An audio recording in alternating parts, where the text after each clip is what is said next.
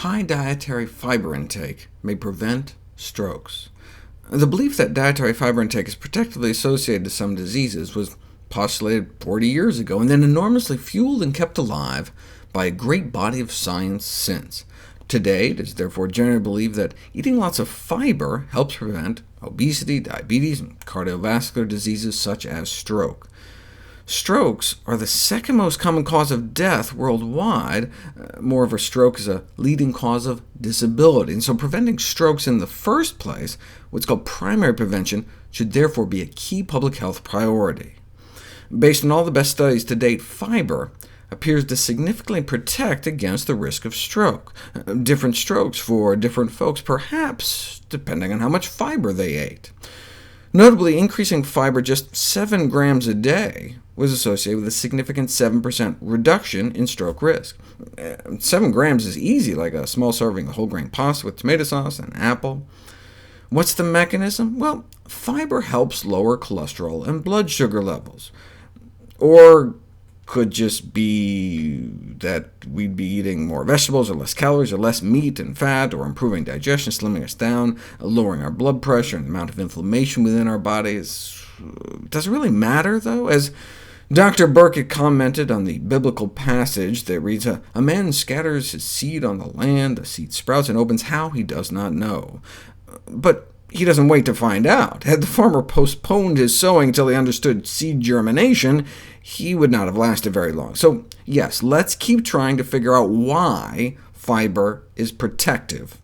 But in the meanwhile, we should be increasing our intake of fiber, which is to say whole plant foods. And it's never too early. Strokes are one of many complications of arterial stiffness. Though our first stroke may not happen until our 50s, our arteries may have been already stiffening for decades leading up to it. Hundreds of kids were followed for 24 years, from age 13 in junior high through age 36, and they found that lower intake of fiber during young age is associated with stiffening the arteries leading up to the brain. And so we need to promote consumption of fiber-rich foods among the youth. In fact, even by age 13, they could see a difference in arterial stiffness depending on diet. This emphasizes the view that increases in fiber intake should be pursued already, that young among young children. And again, doesn't take much. 1 extra apple a day or an extra quarter cup of broccoli might translate into meaningful differences in arterial stiffness in adulthood. But if you really don't want a stroke, we should try to get 25 grams a day of soluble fiber, which is found in beans, oats, nuts, and berries, and 47 grams a day of insoluble fiber, found primarily in whole grains. One would have to eat an extraordinarily healthy diet to get that much.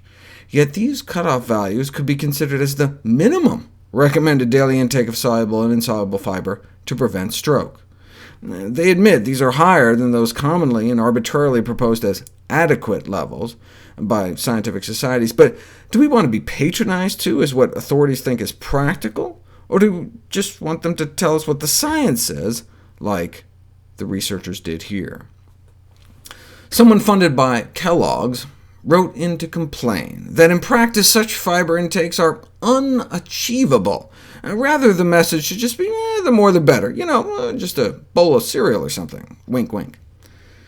The real Dr. Kellogg was actually one of our most famous physicians, credited for being one of the first to sound the alarm about smoking, may have been the first American physician to have recognized the field of nutrition as a science, would today be rolling in his grave if he knew what his company had become.